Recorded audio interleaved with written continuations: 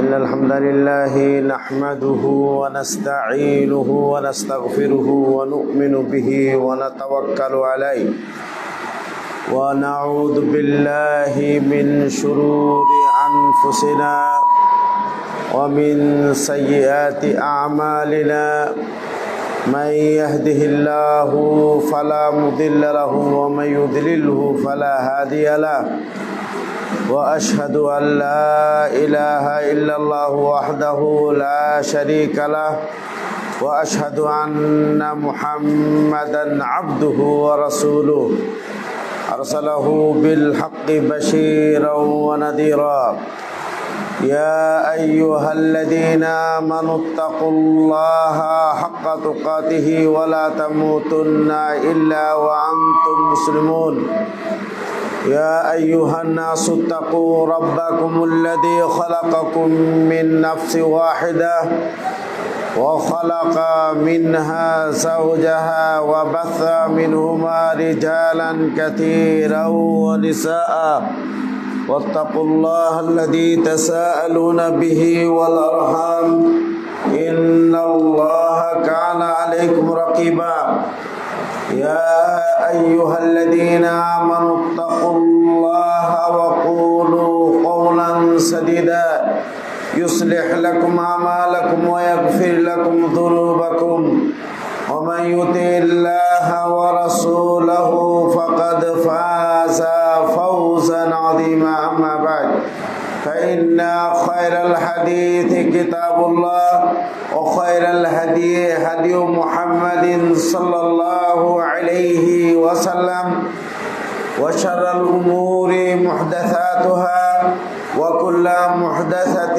بدعة وكل بدعة ضلالة وكل ضلالة في النار فقد قال الله تبارك وتعالى في كلامه المجيد وفرقانه الحميد أعوذ بالله من الشيطان الرجيم بسم الله الرحمن الرحيم قاف والقرآن المجيد بل عجبوا أن جاءهم منذر منهم فقال الكافرون هذا شيء عجيب أئذا متنا وكنا ترابا ذلك رجع بعيد قد علمنا ما تنقص الأرض منهم وعندنا كتاب حفيظ إلى آخر السورة. وقال تعالى في موضع آخر أعوذ بالله من الشيطان الرجيم فلا وربك لا يؤمنون حتى يحكموك فيما شجر بينهم ثم لا يجدوا في أنفسهم حرجا مما قضيت ويسلموا تسليما. وقال تعالى في موضع آخر أعوذ بالله من الشيطان الرجيم قل إن كان آباؤكم وأبناؤكم وإخوانكم وأزواجكم وعشيرتكم وأموال اقترفتموها وتجارة تخشون كسادها ومساكن ترضون أحب إليكم من الله ورسوله وجهاد في سبيله فتربصوا حتى يأتي الله بأمره والله لا يهدي القوم الفاسقين. وقال رسول الله صلى الله عليه وسلم في حديثه الشريف الذي رواه أبو هريرة رضي الله تعالى عنه قال رسول الله صلى الله عليه وسلم الدنيا سجن المؤمن وجنة الكافر. وعن أنس رضي الله تعالى عنه أنه قال حفت الجنة بالمكاره وحفت النار بالشهوات رواه مسلم. যাবতীয় প্রশংসা কৃতজ্ঞতা আল্লাহ সুবহানাহু ওয়া তাআলার জন্য, যিনি বিশেষ মেহেরবানি করে খাস অনুগ্রহ করে এই এলাকার মানুষদেরকে বেলাল রাদিয়াল্লাহু তাআলা আনহু জুমা মসজিদে জামে মসজিদে সমবেত হওয়ার জন্য তৌফিক দান করেছেন। পবিত্র জুমা দিবসের খুতবা শ্রবণের জন্য এবং পবিত্র জুমা দিবসের 2 রাকাত ফরজ সালাত আদায়ের উদ্দেশ্যে যিনি এই তৌফিক আমাদেরকে দিয়েছেন, অনুগ্রহ আমাদের উপরে করেছেন, সেই মহামহিয়ান মহিম আল্লাহ সুবহানাহু ওয়া তাআলার যাবতীয় প্রশংসা এবং তার কৃতজ্ঞতা জ্ঞাপন করি। সকলেই অন্তরের অন্তঃস্থল থেকে বলি আলহামদুলিল্লাহ। অতঃপর প্রিয় নবী প্রিয় রাসূল মুহাম্মদ বিন আব্দুল্লাহর উপরে সালাত সালাম পাঠ করি, বর্ষণ করি, যিনি সর্বশেষ নবী, যিনি সর্বশেষ নবী এবং যিনি সর্বশেষ রাসূল, যার পরে কোনো নবী আসবে না, যার পরে কোনো রাসূল আসবে না, যার নবুয়তের মাধ্যমে রিসালাতের মাধ্যমে আল্লাহ সুবহানাহু ওয়া তাআলা নবুয়ত এবং রিসালাতের ধারাবাহিকতার সমাপ্তি ঘটিয়েছেন, শেষ করেছেন। এই প্রিয় নবীর উপরে ইবাদতের উদ্দেশ্যে সওয়াব নেকি পাবো এই নিয়তে সকলেই সালাত সালাম পাঠ করি, বর্ষণ করি, সকলেই বলি সাল্লাল্লাহু আলাইহি ওয়াসাল্লাম। সম্মানিত উপস্থিতি, আপনারা আগে থেকেই অবগত আছেন যে আজকে আমি আপনাদের মসজিদে খুতবা প্রদান করব, এটা আপনারা অবগত আছেন এবং আরো অবগত আছেন আজকের খুতবার বিষয় নিয়ে। আজকের খুতবার বিষয় হলো দুনিয়া, এই পার্থিব জগৎ মুমিনদের জন্য জেলখানা স্বরূপ। এটা শিরোনাম। আপনারা যে পোস্টার বানিয়েছেন এই পোস্টারের মধ্যে লিখে দিয়েছেন। তো এই মর্মেই কোরআনের কথা এবং রাসূল সাল্লাল্লাহু আলাইহি সাল্লামের হাদিসের কথার আলোকে সংক্ষিপ্ত কিছু কথা বলে আজকের জুমার খুতবা শেষ করব। আমা তৌফিক ইল্লা বিল্লাহ। দুনিয়া মুমিনদের জন্য জেলখানা স্বরূপ।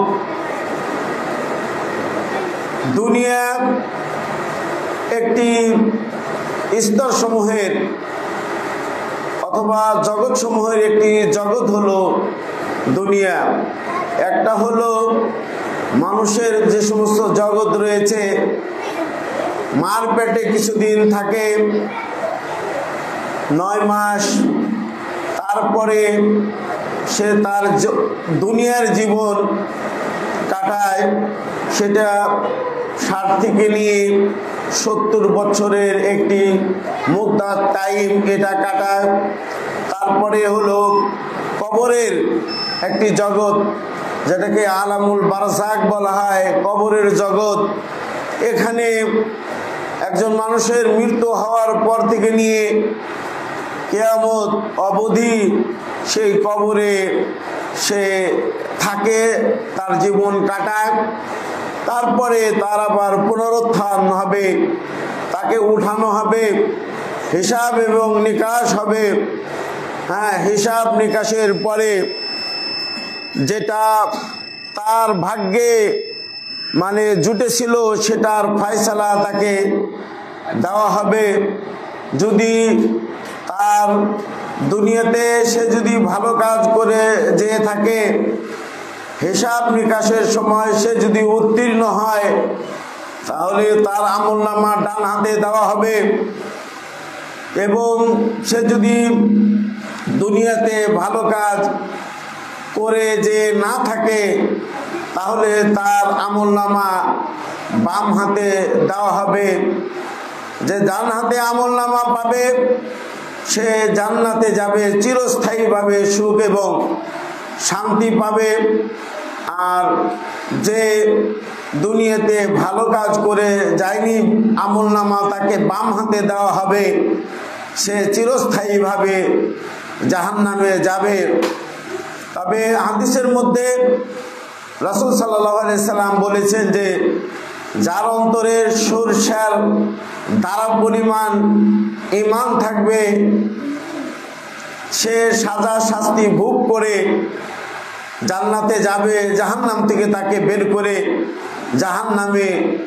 জাহান্নাম থেকে বের করে তাকে জান্নাতে দেওয়া হবে।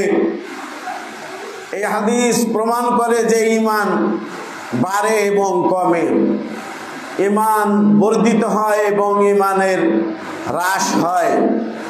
সে যাই হোক, দুনিয়াটি একটি জগৎ।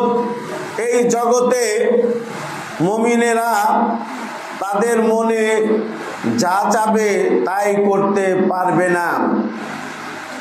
এই দুনিয়াটা মুমিনের জন্য জেলখানা।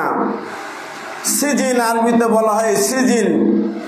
সিজিন বলতেই বোঝায় হলো আল ইমসাক, তাকে আঁকড়িয়ে ধরে রাখা, এবং সিজিন মানে হলো আল হাবস, তাকে বন্দি করে রাখা। সিজন মানেই হলো মানে জেলখানা, মানেই হলো তাকে যেখানে রাখা হবে সেটা হলো সংকীর্ণময় জায়গা। জেলখানা মানেই হলো তার ইচ্ছা মতো সে খেতে পারবে না। জেলখানা অর্থই হলো সে ইচ্ছা মতো পান করতে পারবে না। সেখানে জেলের যে প্রহরীরা রয়েছে, জেলের যে দায়িত্বশীলরা রয়েছে তাদের অনুমতি ক্রমে। তো মুমিন ঠিক অনুরূপ, যে এই পার্থিব জগতে এই দুনিয়াতে সে তার ইচ্ছা মতো কোনো কিছুই করতে পারবে না। খাওয়ার যদি প্রশ্ন হয় তাহলে আল্লাহ যেটা হালাল করেছেন সেটাই কেবল খেতে পারবে। পানি পান করার যদি খেয়াল করে তাহলে ওই পানি ভোগ করতে পারবে, পান করতে পারবে যেটা আল্লাহ রাব্বুল হালাল করেছেন। আর সে যা করতে চাবে তাই করতে পারবে, ব্যাপারটা এরকম নয়। হারাম যদি খেতে চায় হারাম খেতে পারবে না, হারাম যদি পান করতে চায় হারাম পান করতে পারবে না। তার শাহওয়াত মানে কুপ্রবৃত্তি অনুপাতে তার জীবন সে পরিচালনা করতে পারবে না। এটাই হলো যে দুনিয়া, এটা হলো মুমিনদের জন্য জেলখানা। একজন বন্দী যেরূপ ভাবে তার ইচ্ছা মতো জেলখানায় জীবন যাপন করতে পারে না, অনুরূপ ভাবে একজন মুমিন এই পৃথিবীতে তার জীবনটাকে তার ইচ্ছা মতো পরিচালনা করতে পারবে না। মুমিন যদি হয়, আল্লাহ রাব্বুল আলামিন তাকে আল্লাহর প্রতি যেভাবে ঈমান আনতে বলেছেন ঠিক সেভাবেই সে ঈমান আনবে। তার চাহিদা মতো অথবা কোনো ব্যক্তির চাহিদা মতো অথবা কোনো দলের চাহিদা মতো ঈমান আনবে সেটা সে করতে পারবে না। আল্লাহ যেভাবে ঈমান আনতে বলেছেন, রাসূল সাল্লাল্লাহু আলাইহি ওয়াসাল্লাম আল্লাহর প্রতি যেভাবে ঈমান আনতে বলেছেন সেভাবেই তাকে ঈমান আনতে হবে। ঈমান, আল্লাহর প্রতি ঈমান আনন, এটা ঈমান বাড়ে কি কমে এ ব্যাপারে নিজের মতো ফয়সালা দিলে হবে না। এটা কোরআনে যা বলে, রাসূলের হাদিস থেকে যা প্রমাণিত সেটাই তাকে বিশ্বাস করতে হবে, সেই মোতাবেকই চলতে হবে। ঈমান কাকে বলে, ঈমানের সংজ্ঞাও আহলুস সুন্নাহ ওয়াল জামাতের লোকেরা এবং সাহাবা তাবিঈন তাবু তাবিঈনগণ ইমানের সংজ্ঞা যেভাবে দিয়েছেন সেভাবেই তাকে সেই সংজ্ঞা জেনে সেইভাবে আল্লাহর প্রতি ঈমান আনতে হবে। সেটা হলো আনুতকু বিল লিসান, মুখে উচ্চারণ করা ঈমান। ঈমান মানে হলো মুখে উচ্চারণ করা। আর তাসদীকু বিল জানান, অন্তরে বিশ্বাস করা। ঈমান হলো আপনার আল আমালু বিল জাওয়ারে, অঙ্গ প্রত্যঙ্গের মাধ্যমে আমল করা। আর ঈমান ইয়াজিদু বিত্তাআতি ওয়া ইয়ানকুসু বিল মাসিয়াতি, যত আনুগত্যের কাজ রয়েছে, যত আনুগত্যের কাজ রয়েছে সেই আনুগত্যের কাজের মাধ্যমে ঈমান বর্ধিত হয়। এবং যত নাফরমানি কাজ রয়েছে, আল্লাহ বিরোধী তদীয় রাসূলের বিরোধী যে কাজগুলো রয়েছে সেই কাজ করলে ঈমান হ্রাস পায়, কমে যায়। আল্লাহর বিধান, আল্লাহ মানব জাতিকে পৃথিবীতে প্রেরণ করেছেন। আল্লাহ বলেছেন যে ওমা খালাকতুল জিন্না ওয়াল ইনসা ইল্লা লিয়াবুদুন, আমি মানব জাতিকে এবং জিন জাতিকে সৃষ্টি করেছি এজন্য যে তারা আমার ইবাদত করবে। এখন মুমিন হওয়ার পরেও আল্লাহর ইবাদত বাদ দিয়ে অন্যের ইবাদত করতে পারবে না।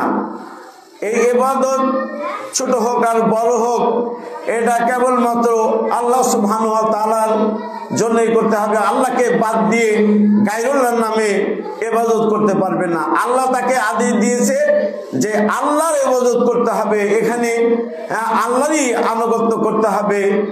নিজের চাহিদায় এবং নিজের কুপ্রবৃত্তির চাহিদা অনুপাতে সে ইবাদত গায়রুল্লাহ নামে করতে পারবে না, আল্লাহ ছাড়া অন্যের নামে করতে পারবে না। অনুরূপভাবে আনুগত্যের ক্ষেত্রে যদি যাই, আনুগত্য কেবলমাত্র আল্লাহর জন্য করতে হবে এবং আনুগত্য রাসূল সাল্লাল্লাহু আলাইহি সাল্লামের জন্য আনুগত্য করতে হবে। এটাই হলো আপনার আর দুনিয়া সিজনুল মুমিন ওয়া জান্নাতুল কাফির, যে মুমিন মানে হলো মুমিনদের জন্য দুনিয়া হলো জেলখানা এবং কাফেরদের জন্য হলো দুনিয়া জান্নাত। এটাই অর্থ। কাফেররা তাদের মনে যা চায় তাই তারা করতে পারতেছে। এই দুনিয়ার ভোগ বিলাসের ব্যাপারে যদি বলেন, তাদের যেভাবে আপনার এই দুনিয়াকে ভোগ করার সেভাবে তারা ভোগ করতেছে। তারা খানা খাওয়ার ব্যাপারে তাদের মনে এবং তাদের সমাজে যেটা চালু আছে সেটাই তারা বক্ষণ করতে খাচ্ছে। হালাল এবং হারামের প্রশ্ন সেখানে নেই। খাবার ব্যাপারে বলেন, পানীয় ব্যাপারে বলেন, তারপরে আপনার প্রবৃত্তির অনুসরণের কথা বলেন, ইত্তেবাউ শাহওয়াত বলেন, যত যা আছে এই পৃথিবীর আপনার ভোগ করা এবং লজ্জাত, এই পৃথিবীর স্বাদ গ্রহণ করা, আপনার যেভাবে তারা চাচ্ছে সেভাবেই ভোগ করতেছে। কিন্তু একজন মুমিন কিন্তু তা পারবে না। মুমিনকে আল্লাহ রাব্বুল আলামিন যে নির্দেশ দিয়েছেন সেই নির্দেশ মেনেই তাকে এই দুনিয়াতে তার জীবন যাপন করতে হবে। আপনার এখানে আল্লাহ রাব্বুল আলামিনের রাসূল যে বললেন যে দুনিয়া সিজনুল মুমিন ওয়া জান্নাতুল কাফির, হাদিসটি আবু হুরায়রা রাদিয়াল্লাহু তাআলা আনহু থেকে বর্ণিত। তিনি বলেন যে মুমিনের জন্য দুনিয়া হলো সিজন মানে জেলখানা, আর কাফেরের জন্য হলো আপনার জান্নাত। এটার অর্থ কি? এটার অর্থ হলো আন্না কুল্লা মুমিনিন মাসজুনুন মামনুউন ফিদ দুনিয়া মিনাশ শাহওয়াত আল মুহাররামা ওয়াল মাকরুহা। প্রত্যেকটা মুমিন সে বন্দী এবং এই দুনিয়াতে তার যে হারাম শাহওয়াত রয়েছে, কুপ্রবৃত্তি, হারাম কুবৃত্তি, তা থেকে তাকে বাধা প্রদান করা হয়েছে। আর দুনিয়া তার জন্য জেলখানা। এর অর্থ হলো মুকাল্লাফুন বিত তাআতি আশ-শাক্কা, মানে মুমিনকে এই জগতে এই পৃথিবীতে আনুগত্যের কঠিন কঠিন আনুগত্য যেগুলো রয়েছে সেগুলো পালন করার তাকে দায়িত্ব দেওয়া হয়েছে। রমাদান মাসের সিয়াম পালন করা এটা একটি কঠিন কাজ। সুবে সাদিক থেকে নিয়ে সন্ধ্যা পর্যন্ত যখন দিন বড় হয় 16-17 ঘন্টা খানা থেকে পানা থেকে এবং যৌন চাহিদা থেকে নিজেকে বিরত রাখা। এইভাবে সে এই পার্থিব জগতে কুপ্রবৃত্তি থেকে যদি নিজেকে হেফাজত করতে পারে এবং আনুগত্য সে যদি করতে পারে, এগুলো করে হারাম থেকে বিরত থেকে আল্লাহর আনুগত্য করে সে যদি মৃত্যুবরণ করে ইস্তারাহা মিন হাদা, তাহলে এই দুনিয়া থেকে সে স্বস্তি পাবে। যখন মৃত্যুবরণ করবে এই ভালো কাজগুলো যদি করে যায় এবং আপনার শাহওয়াত প্রবৃত্তি এবং দুনিয়ার যে সমস্ত হারাম উপভোগ এগুলো থেকে যদি সে বিরত থেকে আল্লাহর আনুগত্য রাসূলের আনুগত্য করে মৃত্যুবরণ করে, তাহলে সে স্বস্তি পাবে। ওয়ানকালাবে ইলা মা আদাল্লাহু তাআলা লাহু মিনান নাঈম আদ-দাইম ওয়া রাহাতিল খালিসাতি মিনাল মুনাজ্জিসাত। এগুলো করে যদি যায় তাহলে আল্লাহ সুবহানাহু ওয়া তাআলা তার জন্য এই মুমিনের জন্য স্থায়ী নেয়ামত যেটা আল্লাহ রাব্বুল আলামিন তৈরি করে রেখেছেন সেদিকে সে ধাবমান হবে এবং একনিষ্ঠ স্বস্তির দিকে সে ধাবিত হবে, আখিরাতের দিকে ধাবিত হবে। যত কষ্ট, দুঃখ, কষ্ট, দুর্দশা এর থেকে সে বাঁচবে। ওয়া আম্মাল কাফিরু ফাইন্না মা লাহু মিন যালিকা মা হাসালা ফিদ দুনিয়া মা কিল্লাতিহি ওয়া তাকদীরিহি বিল মুনাগাযাত। বলছে তবে কাফের, এই কাফেরদের জন্য দুনিয়াতে সুখ শান্তি সাজসজ্জার যা কিছু রয়েছে সে এই দুনিয়াতে সেটা ভোগ করবে। এই দুনিয়ার সাজসজ্জা এবং দুনিয়ার সরঞ্জাম এটা অতি অল্প এবং এটা অর্জন করার জন্য অনেক কষ্ট করতে হয়। এই কাফের যখন মৃত্যুবরণ করবে, এই কাফের যখন এই দুনিয়া ছেড়ে যাবে, সে পরকালে চিরস্থায়ী আযাবের দিকে সে ধাবিত হবে। চিরস্থায়ী শাস্তি তার জন্য অপেক্ষা করছে এবং তার জন্য চিরস্থায়ী দুর্ভাগ্য অপেক্ষা করতেছে। তাই দুনিয়া সিজনুল মুমিন ও জান্নাতুল কাফির, এই মুমিন এর জন্য দুনিয়াটা হলো জেলখানা স্বরূপ আর কাফের এর জন্য হলো আপনার জান্নাত স্বরূপ। এটার আরো অর্থ আমরা বলতে পারি এইভাবে যে আল্লাহ সুবহানাহু ওয়া তাআলা এখানে দুনিয়া কাফেরদের জন্য জান্নাত বলছেন, কাফেরদের জন্য জান্নাত আর মুমিনদের জন্য আযাব। এর অর্থ হলো মুমিন এটা হলো যেভাবে একজন কয়েদি জেলখানার মধ্যে থাকে, এইরকম সে থাকে। মানে হলো লিমা আদাল্লাহু লাহু ফিল জান্নাতি মিন নাঈম দাইম, মানে দুনিয়াতে মুমিন ওই কয়েদির মতো থাকে, কারণ আল্লাহ সুবহানাহু ওয়া তাআলা তার জন্য পরকালে আল্লাহর যে নির্দেশ রয়েছে সেই নির্দেশের অপেক্ষায় থাকে এবং এলতাজিমু আল্লাহর নির্দেশের পাবন্দ হয়। সালাত আদায় করতে বলেছে সালাত আদায় করে, তারপরে আপনার সিয়াম পালন করতে বলেছে সিয়াম রাখে, যাকাত দিতে বলেছে মুমিন যাকাত দেয়, মুমিন হজ করতে বলেছে হজ করে এবং যাবতীয় নিষেধ থেকে মুমিন বিরত থাকে।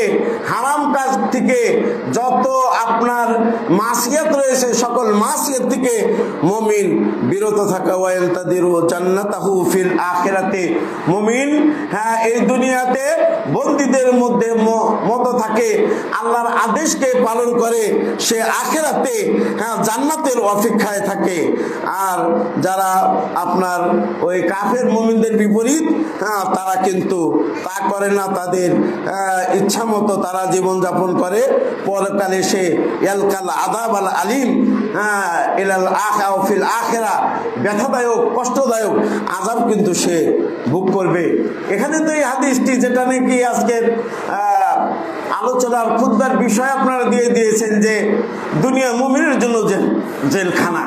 এই মর্মে আরো অনেক হাদিস আছে। আল্লাহ রাসূল সাল্লাল্লাহু আলাইহি ওয়াসাল্লাম বলছেন, আবু হুরায়রা রাদিয়াল্লাহু তাআলা আনহু থেকে বর্ণিত যে তিনি বলেন, মাসালুল মুমিনি কামাসালিল জারঈ, মুমিন এর উপমা হলো একটি চারা গাছের ন্যায়। মুমিনের উপমা, মুমিনের উদাহরণ হলো একটি চারা গাছের ন্যায়। এই যে ধান রোপণ করে রেখেছেন, এই ধান খাতের যে একটি চারা গাছ, এই চারা গাছের ন্যায় হলো মুমিন। কেমন? বলছে যে লা তাজালু রিহু তুমিলুহু, এই চারা গাছটিকে সর্বদাই বায়ু আপনার দোলায়, দোলানো তো বুঝেন, হেলায়। যদি বাতাস আপনার উত্তর দিক থেকে আসে, চারা গাছটি কিন্তু দক্ষিণ দিকে নয়ে যায়। আবার বাতাস যদি আপনার দক্ষিণ দিক থেকে যায়, তাহলে চারা গাছটি উত্তর দিকে নয়ে যায়। অনুরূপভাবে সেটা পশ্চিম দিক থেকে যদি বায়ু আসে, তাহলে পূর্ব দিকে চারাটি নয়ে যায়। আর পূর্ব দিক থেকে যদি বায়ু আসে, চারা গাছটি আপনার পশ্চিম দিকে হেলে যায়। মুমিনের উদাহরণ হলো এইরূপ, যে মুমিন তার ইচ্ছা মতো থাকতে পারবে না। আল্লাহর আদেশ আছে যে তুমি এটা করবে, এটা তুমি করো, করতে বাধ্য। আল্লাহর আদেশ আছে তুমি এটা করবে না, বিরত থাকতে বাধ্য। এটা হলো আপনার এই মুমিন একটি চারা গাছের ন্যায়। মানে মুমিন বাতাসে, এই চারা গাছকে বাতাস যে দিক থেকে আসে অন্য দিকে যায়, অনুরূপভাবে মুমিনকে যখন যেভাবে আদেশ করা হবে ঠিক সেভাবেই মুমিন কিন্তু সেটাকে আমল করবে।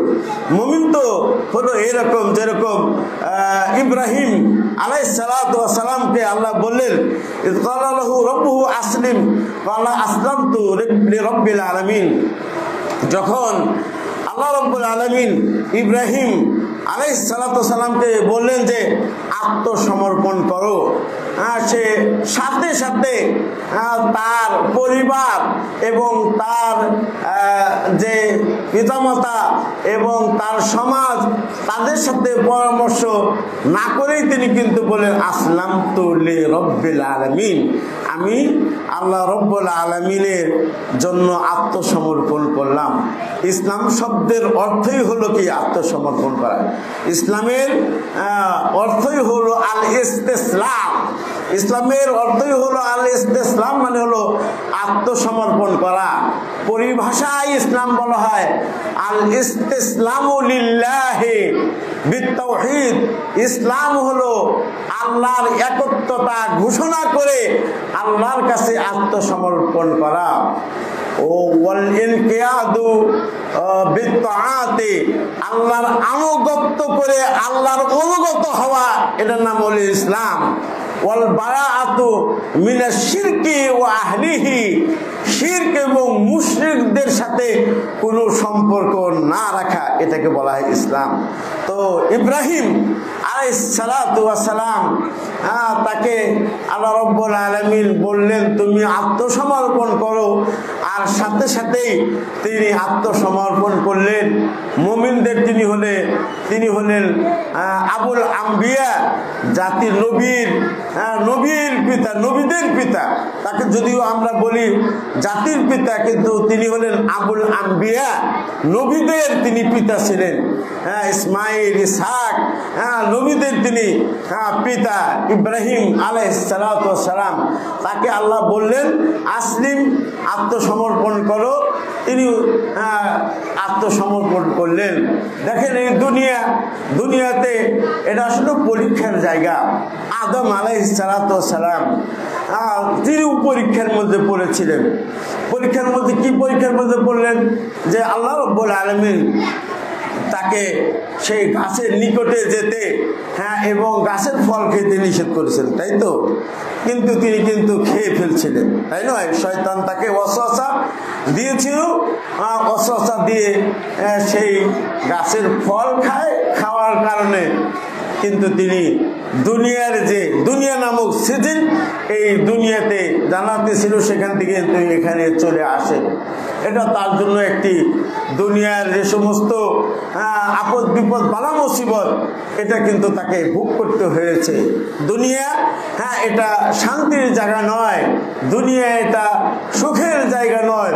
তো আদম আলাইহিস সালাম, তারপরে আপনার ইউসুফ আলাইহিস সালাম, তাকেও জেলে আবদ্ধ হতে হয়েছিল।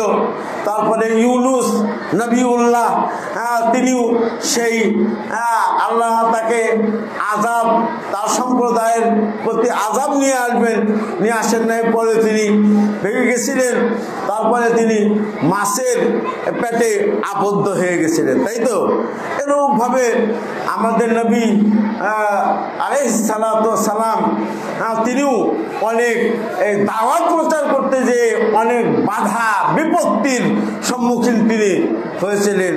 তার জাতি তাকে আল্লাহর বাণী প্রচার করতে তাকে নিষেধ করেছিলেন। মুমিনের জন্য দুনিয়া জেলখানা স্বরূপ, এটা দুটি অর্থ হলো। একটি অর্থ হলো যে এটা কষ্টদায়ক, মুমিনের জন্য কষ্টদায়ক। আরেকটা অর্থ হলো যে এই মুমিনের জন্য দুনিয়া জেলখানা, এর মানে হলো যে তার ইচ্ছাধীন সে কোনো কিছুই করতে পারবে না, আল্লাহর আদেশগুলো তাকে পালন করতে হবে, আল্লাহর নিষেধ থেকে তাকে বিরত থাকতে হবে, রাসূলের যে আদেশ রয়েছে সেই আদেশ তাকে পালন করতে হবে, এবং রাসূলের যে সমস্ত নিষেধ রয়েছে সেই নিষেধ থেকে তাকে বিরত থাকতে হবে। এটাই মানে হলো যে মুমিনের দ্বীনের হুকুম আহকাম বাস্তবায়নে তার ব্যক্তিগত কোনো স্বাধীনতা নেই। আল্লাহ যেটা আদেশ দিবেন সেটা করবে, রাসূল যেটা করতে বলেছেন সেটা করবে, আল্লাহ যেটা নিষেধ করেছেন তার ধারে কাছে সে যাবে না, এবং রাসূল সাল্লাল্লাহু আলাইহি সাল্লাম তাকে যা করতে নিষেধ করেছেন তা থেকে তিনি বিরত থাকবে। এটাই হলো একটু জেলখানা, মুমিনের জন্য দুনিয়ার জেলখানা এটা সাদৃশ্য।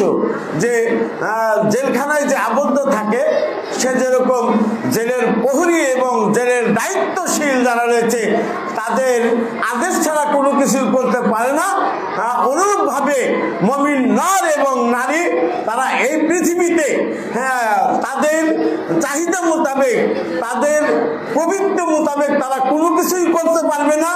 তারা স্টপ হয়ে দাঁড়িয়ে থাকবে, আল্লাহর আদেশ আসলে সেই আদেশ বাস্তবায়ন করবে, রাসূলের আদেশ আসলে সেই আদেশ বাস্তবায়ন করবে। আদেশ আল্লাহর যেটা নিষেধ সেই নিষেধের ধারে কাছে যাবে না। আল্লাহ রাব্বুল আলামিন বলছেন ওয়ালা তাকরাবুল ফাওয়াহিশা মা যাহারা মিনহা ওয়া মা বাতান, মানে হলো ফাওয়াহিশ অশ্লীল কাজ, এর থেকে যেটা প্রকাশ্য মানে হলো আর যেটা গোপন থাকে এর ধারে কাছেও তোমরা যাবে না। এখানে বলে নাই যে লা তাফাউল ফাইল ওয়ালা তাফসু, ফাহিশা কাজ করিও না, এটা কিন্তু বলে নাই। বলছেন যে ফাহিশা কাজের, অশ্লীল কাজের যেটা প্রকাশ এবং যেটা গোপন এর ধারে কাছেও যাবে না, এভাবে বলেছেন। তাই মুমিন এই নিষেধ থেকে নিজেকে সাবধান করবে, এটা একটা অর্থ। আর একটা অর্থ হলো যে এই মুমিন দুনিয়াতে তার বিপদ আপদ লেগেই থাকবে। মুমিনের দুনিয়াতে বিপদ আপদ কি লেগেই থাকবে, একের পর এক বিপদ আসতেই থাকবে। আর মুনাফিকের উদাহরণ বলল ও মিসালুল মুনাফিকিনা মিসালিশ শাজারাতিল আরজাতে, এটা বট গাছের কথা বলা হয়েছে, অত পিপুল গাছ, বট গাছ পিপুল গাছ এটা একটি শক্ত ধরনের গাছ। মুমিনের উদাহরণ হলো তাহলে একটি চারা গাছের ন্যায়, যে চারা গাছ বাতাস যে দিক থেকে আসে অপর দিকে হেলে যায়, এটা হলো মুমিন। আর মুনাফিক এটা হলো কি একটি বট গাছ অথবা একটি পিপুল গাছ, যেটা অত্যন্ত মজবুত, বায়ু বাতাস তাকে কোনো দিকে নড়াতে পারে না, হেলাতে পারে না, নড়াতে পারে না, হেলাতে পারে না। বাচ্চারা কথা বলতেছে, নড়াতে পারে না, হেলাতে পারে না, তখন যখন বাতাস অনেক করা হয় তখন কিন্তু একবারে মূলে উৎপাটিত করে, তাই না? একদম বলছে যে যখন কঠিন ঝড়ঝাপটা আসে তখন বাঁকা না হলেও একবারে মূলে উপড়ে যায়, মানে হলো ভেঙে যায় অথবা গোড়া উপড়ে যায়। অর্থাৎ কি, এই মুনাফিকের কোনো দুনিয়াতে বিপদ আপদ নাই, মুনাফিকের দুনিয়াতে কাফেরের কোনো বিপদ আপদ নাই। তবে যখন আল্লাহ সুবহানাহু ওয়া তাআলা ধরবেন একবারে তুকতাউ বিমাররা ওয়াহিদা, তাকে একদম এক ঠেলায় তাকে কেটে দিবে, তার আর কিছু থাকবে না। বুঝে আসছে? তো মুমিনরা দুনিয়াতে আপনার বিপদ আপদের মধ্যে থাকবে। রাসূল হাদিসের মধ্যে বলেছেন যে সাদিন কল কুলতু ইয়া রাসূলুল্লাহ আইয়ুন নাসি আশাদ্দু বালাআন। সাদ থেকে বর্ণিত হাদিসটি বর্ণিত, তিনি বলেন, আমি বললাম ইয়া রাসূলুল্লাহ, হে আল্লাহ রাসূল, আইয়ুন নাসি আশাদ্দু বালাআন, বিপদের দিক থেকে কোন মানুষটি সবচেয়ে বেশি বিপদগ্রস্ত? কোন মানুষটি সবচেয়ে বেশি বিপদগ্রস্ত? সাদ রাসূল সাল্লাল্লাহু আলাইহি সাল্লামকে জিজ্ঞাসা করলেন। আল্লাহ রাসূল বললেন যে আল আম্বিয়াউ সুম্মাল আমসালু ফাল আমসাল, মানে হলো আম্বিয়ারা সবচেয়ে বেশি বিপদগ্রস্ত হয়। আমরা জানেন আইয়ুবের বিপদের কথা জানি, যে তার সম্পূর্ণ শরীর পচে গেছিল, তার কাছ থেকে সব পালিয়ে গেছিল, ঘটনা জানেন আপনারা। তাই আম্বিয়া যারা, নবীগণ যারা, তারা বেশি বিপদগ্রস্ত, তাদেরকে আল্লাহ রাব্বুল আলামিন বেশি পরীক্ষা করেন, তাদের জীবনে বেশি পরীক্ষা আসে। কারণ কি, এই বিপদের দ্বারাতে তারা মজা পায়, এটা লাদ্দাদু, মানে বিপদের দ্বারা তারা কি মজা পায়। আর বলবেন যে নবীরা তো আজকাল সমাজের মধ্যে দেখা যায় না যে যারা বেশি দিনদার, পড়াশোনার দিন প্র্যাকটিস করে, দিন ফলো করে, তাদের অসুখ বিসুখ বালা মুসিবত লেগেই থাকে। পাশের লোকেরা বলে, হয়তো অনেকে বলে ফেলে যে দিনদারি প্রকাশ করে, দিনদারি আছে, বালা মুসিবতে তো আসে কে, এরকম দেখা যায় না, অনেক সময় বলে না। তো নবীরা এরা সবচেয়ে বেশি বিপদগ্রস্ত হন, রাসূল বলছেন। তারপরে তারপর আমসাল, এটা হলো আফাল, ইসমে তাফজিলের সিগা, এর বহু বছর হলো আমাসিল। আমাসিল মানে হলো আশরাফ। নবীরা বেশি বিপদের সম্মুখীন হয়। এই নবীদের পরে এই নবীদের স্তরে যারা, তারা বেশি বিপদগ্রস্ত হয়, মানে সব নেক লোকেরা তারা আবার বেশি বিপদগ্রস্ত হয় নবীদের পরে। ওই নবীদের স্তরে যারা, তারা এবং পর্যায়ক্রমে যে যত বেশি দিনদারিত্ব যার মধ্যে আছে, তার তত বেশি পরীক্ষা। এখানে বলছেন সুবহানাল্লাহ ফায়ুবতালার রাজুলু আলা হাসবি দীনিহি, মানে হলো ব্যক্তিকে তার দিন অনুপাতে তাকে পরীক্ষা করা হয়। ব্যক্তিকে তার দিন পালন অনুপাতে তাকে পরীক্ষা করা হয়। ফাইন কানা দিনহু সালামান ওয়া সালামান, মানে ওই ব্যক্তির, যে ব্যক্তিকে পরীক্ষা, এই ব্যক্তির যে ব্যক্তিকে পরীক্ষা করা হলো, এই ব্যক্তির দিন যদি আযীয়ান ওয়া শাদীদান, মানে হলো দিনদারি, তার আকীদা, তার মানে হলো ধর্মীয় বিশ্বাস যদি বেশি হয়, শক্তিশালী হয়, তার আপনার সুন্নাতের ধারণ যদি মজবুত হয়, সুদৃঢ় হয়, তাকে বলে ইস্তাদ্দা বালাও, তার বিপদটা আরো বেশি হবে, তার বিপদটা কি আরো কঠিন হবে। আমাদের দেশে ওই যে আপনারা আজকে দেখতেছি, এখানে একটি বেলাল মসজিদ, চারপাশের মসজিদ, আপনারা যে ধর্মীয় বিশ্বাস স্থাপন করেন এবং যেভাবে রাসূলের সুন্নতকে দৃঢ়ভাবে আঁকড়িয়ে ধরেন, অন্যরা হয়তো এরকম ধরে না। কোনো জায়গায় তো মানে আমি জোরে বলার কারণে মারধর করে, কোনো জায়গায় মসজিদ থেকে বের করে দেয়, মসজিদ ভেঙে দেয়, বিভিন্ন কথাবার্তা আপনারা শুনেন না, পেপার পত্রিকার আছে। এটা সুসংবাদ, যে বলছে যে যার দিন যত মজবুত হবে, আকীদা তার যত দৃঢ় মজবুত সুদৃঢ় এবং পাকা পোক্ত হবে, তার বিপদটা ইস্তাদ্দা বালাহু, তার বিপদটা তত বেশি হয়।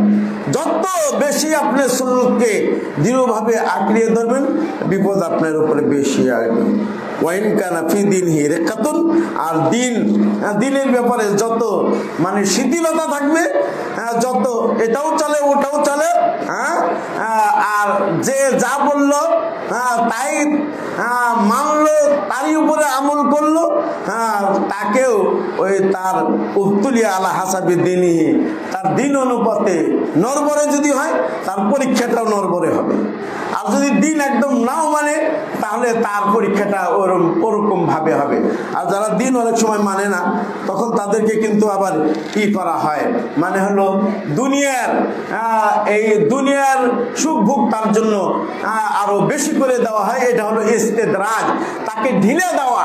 আল্লাহ রাব্বুল আলামিন তাকে ঢিলে দিয়েছেন, যখন আবার তাকে ধরবেন, পাকড়াও যখন করবেন, ওই বড়শির মতো, বড়শিতে মাছ ধরলে যেরকম আদার দিয়ে আপনি এই বড়শি পানিতে, পুকুরে, নদীতে ছেড়ে দেন, আদার পেয়ে বড় মাছটি যখন তাকে নিয়ে আদার গিলে মানে টান দেয়, সুতা কিন্তু আপনি ঢিলেই দিতে থাকেন, সুতা ঢিল দিতে থাকেন, ঢিল দিতে থাকেন, ঢিল দিতে, পরে এইভাবে আপনি হঠাৎ করে একটি টান দেন, ওই বড়শি কিন্তু তার ওই মাছের গালচাতে লেগে যায়, যখন ওখান থেকে আর ছোটার কিন্তু সুযোগ নেই।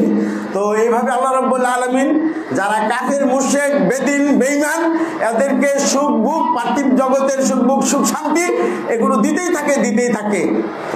যখন আল্লাহ রাব্বুল আলামিন আবার ধরেন, হঠাৎ করে ধরেন, আচানক ভাবে, আকস্মিক ভাবে ধরেন, ছোটার আর সুযোগ নাই। ইন্না বাতশা রাব্বিকা লাশাদীদ, নিশ্চয় তোমার রবের পাকড়াও অনেক কঠিন এবং শাদীদুন মানে হলো কঠোর। এটা আপনাদেরকে মনে রাখতে হবে। তারপরে বল